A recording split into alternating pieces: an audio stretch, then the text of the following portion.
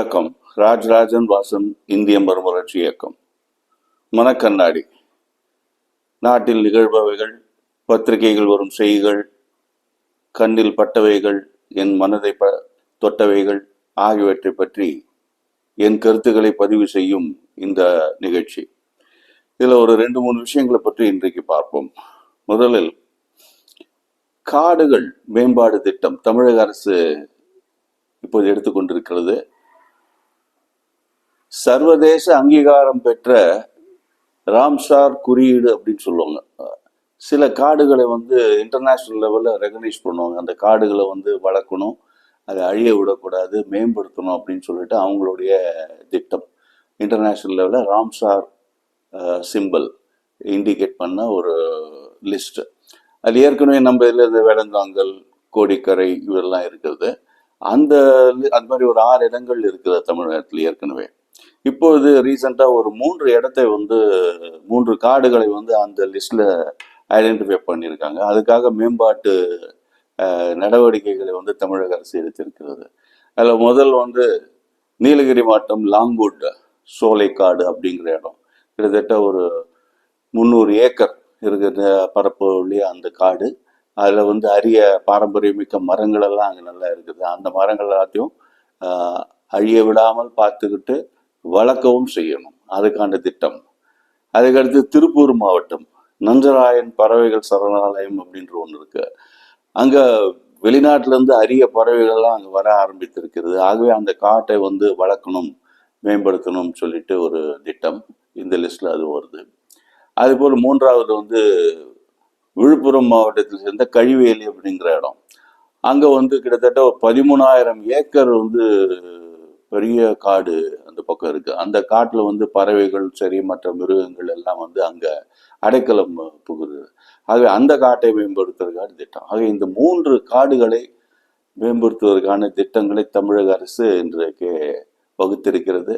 அது கூடிய விரைவில் அது நிறைவேறி அந்த காடுகள் சிறப்பாக மேம்பட்டு உலக அளவில் அந்த லிஸ்ட்ல தொடர்ந்து இருக்கணும் அப்படிங்கிறத நம்மளுடைய வாழ்த்துக்களை தெரிவித்துக் கொள்வோம்.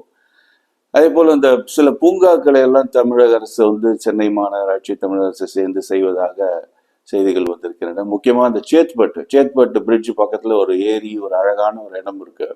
முன்னாடி ஒரு தடவை கிட்ட 8 வருஷத்துக்கு முன்னாடி அது கொஞ்சம் சரி பண்ணாங்க. அதுக்கப்புறம் ஒரு புயல்லாம் வந்தப்புறம் அது திரும்பி அப்படியே அழிஞ்சு போச்சு. அதுக்கப்புறம் அது நடவடிக்கை எடுக்கலை. இப்போ மாநகராட்சி அதை சரி பண்ணி படகு விடுறது, உணவகங்கள், அப்புறம் சில விளையாட்டு அரங்கு இவையெல்லாம் அமைப்பதற்காக ஒரு முயற்சி இப்போ எடுக்கப்பட்டிருக்கிறது. 1 or 2 இயர்ஸ்க்குள்ள அது அழகாக வெளியே வந்தால் ஒரு அழகான படகு இப்போதெல்லாம் இங்கேருந்து முட்டுக்காடுக்கு போய் தான் அந்த படகு சவாரி செய்யக்கூடிய ஒரு நிலை இருக்கிறது. அங்கே சேத்பட்டு ஏரியிலே அழகாக குழந்தைகளும் சிறுவர்களும் அதை விளையாடுவதற்கு அது வசதியாக இருக்கும். சேத்பட்டு ஏரி. அதுக்கு அடுத்தது பார்க்கணும். இன்னொரு முக்கியமான விஷயம் பகிர்ந்துக்கணும்னா, நம் தமிழக அரசுடைய திட்டம், அதாவது ஆர்டிஃபிஷியல் இன்டெலிஜென்ஸ்ன்னு சொல்லுவாங்க. அந்த ஆர்டிஃபிஷியல் இன்டெலிஜென்ஸ் நம்முடைய தமிழக முதல்வர் அமெரிக்கா சென்ற போது அங்க இருக்க கூகுள் நிறுவனத்துடன் ஒரு ஒப்பந்தம் போட்டிருந்தார். அந்த ஒப்பந்தத்தின் அடிப்படையில் அந்த கூகுள் நிறுவன அதிகாரிகள் தமிழகத்துக்கு விசிட் செய்து இங்க ஒரு ஐடென்டிஃபிகேஷன் ப்ராசஸ் கிட்டத்தட்ட 20 லட்சம் மாணவர்களுக்கு 20 lakh ஸ்டூடெண்ட்ஸுக்கு ஆர்டிஃபிஷியல் இன்டெலிஜென்ஸை பற்றி ஒரு நல்ல ட்ரைனிங் கொடுத்து அவங்களை ஒரு சிறப்பான தொழில் முனைவோராக மாற்றுவதற்கான முன்னேற்பாடு தமிழக அரசு இப்போ எடுத்திருக்கிறது. தமிழக தொழில்துறையும் சரி, தகவல் தொழில்நுட்பம், அதுக்கப்புறம் அந்த தொழில் முனைவோர் அவங்களோட அந்த நிறுவனம், இவங்க எல்லாம் ஒன்றாக சேர்ந்து இந்த நிகழ்ச்சியை ஆரம்பிச்சிருக்காங்க. இந்த நிகழ்ச்சி தொடங்கப்பட்டிருக்கிறது. எப்படின்னா, தொழில்துறையில எங்கெங்கெல்லாம் ஆர்டிஃபிஷியல் இன்டெலிஜென்ஸை பயன்படுத்த முடியும் அப்படிங்கிறது ஒரு லிஸ்ட் அவுட் பண்ண போறாங்க. எக்கச்சக்கமான தொழிற்சாலைகள் இருக்குது. மெக்கானிக்கலா நிறைய விஷயங்கள், கம்ப்யூட்டர் பேஸ்டா நிறைய விஷயங்கள் நடக்குது எல்லா தொழிற்சாலைகளையும். ஆனால் கம்ப்யூட்டர் வைஸே செய்யறதோட ஆர்டிஃபிஷியல் இன்டெலிஜென்ஸ் வச்சு அந்த தொழில்களை செய்தால் இன்னும் மேம்பாடு சிறப்பாக இருக்கும். ஆகவே எந்தெந்த தொழிற்சாலையில் எந்தெந்த பகுதியில் ஆர்டிஃபிஷியல் இன்டெலிஜென்ஸை அழகாக பயன்படுத்த முடியும், எஃபெக்டிவாக பண்ண முடியும் அப்படிங்கிறத ஒரு லிஸ்ட் அவுட் பண்ணுறதுக்காக ஒரு நிகழ்ச்சி இப்போ ஆரம்பிச்சிருக்காங்க. அந்த திட்டம் கூகுள் நிறுவனத்தோட தமிழக அரசோடைய பல துறைகள் எல்லாம் சேர்ந்து. இதில் என்னென்ன ஒரு விஷயம் இதில் தெரிஞ்சுக்கணும்னா, கம்ப்யூட்டருக்கும் ஆர்டிஃபிஷியல் இன்டெலிஜென்ஸ்னால் என்ன வித்தியாசம் அப்படின்றத பார்க்கணும். ஆர்டிஃபிஷியல் இன்டெலிஜென்ஸும் கம்ப்யூட்டர் பேஸ்டு ஒரு அப்ளிகேஷன் தான்.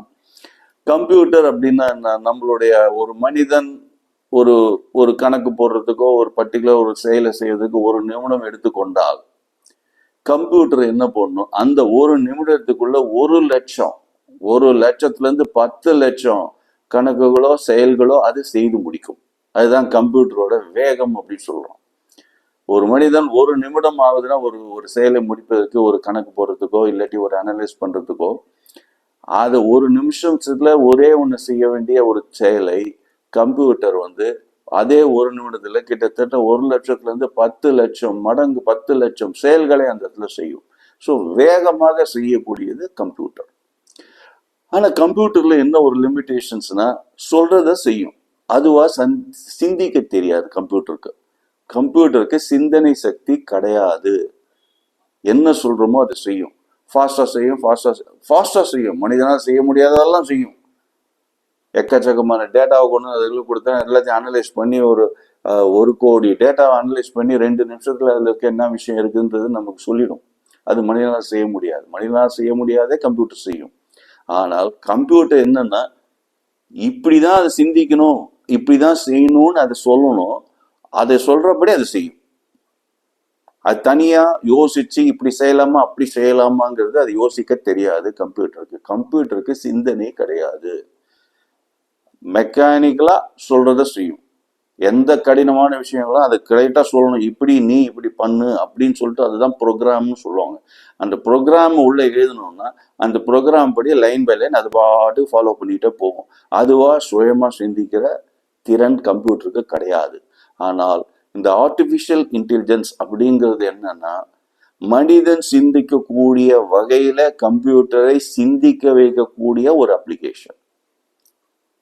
சரியா தப்பா எல்லாத்தையும் அது மனிதன் ஒரு சாதாரண மனிதன் ஒரு சாதாரண விஷயத்துக்கு எப்படி போகணும், எங்க போகணும், எப்படி போகணும், இங்கேருந்து ஒரு ஊருக்கு போகணும், எதுல போகலாம், இதுல போகலாமா, அதுல போகலாமா, எத்தனை மணிக்கு கிளம்பணும், இது எல்லாத்தையும் நல்லதா கெட்டதா எல்லாவற்றையும் அனலைஸ் பண்றது கம்ப்யூட்டர் பண்ண முடியும் சில விஷயங்களை. ஆனால் அதை சரியான முடிவு எடுக்கிறது, சரியாக சிந்திக்கக்கூடிய அது மனிதனால் தான் செய்ய முடியும்.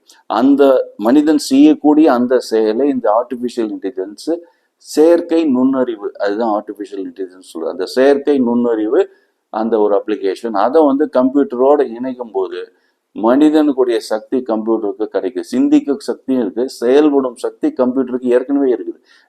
செயல்படும் சக்தி, வேகமாக செயல்படும் சக்தி, சூப்பர் வேகமாக செயல்படும் சக்தி, இதெல்லாம் கம்ப்யூட்டருக்கு இருக்கு. ஆனால் சிந்திக்கும் சக்தி மட்டும் கிடையாது.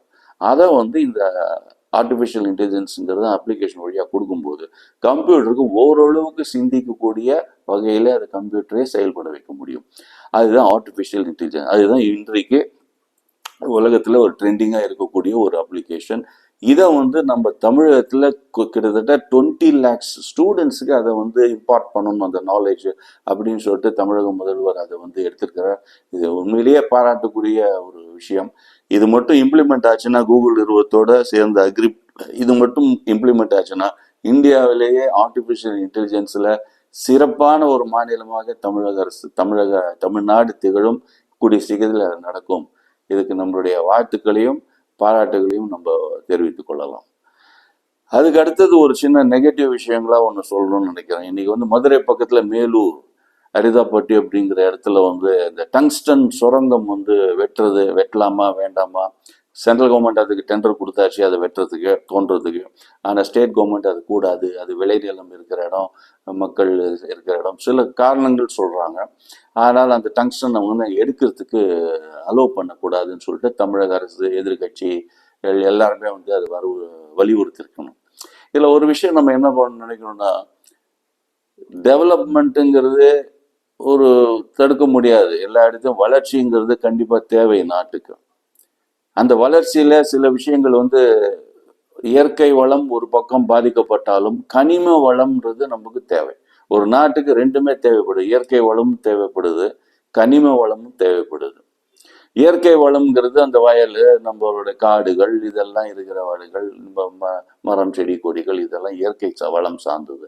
கனிம வளம்ங்கிறது இரும்பு, இரும்புல இருந்து செம்பு, அது போல இந்த டங்ஸ்டன் அப்படிங்கிறது ஒரு ரேர் மெட்டீரியல். அது எங்கேயுமே கிடைக்காது உலகத்திலேயே.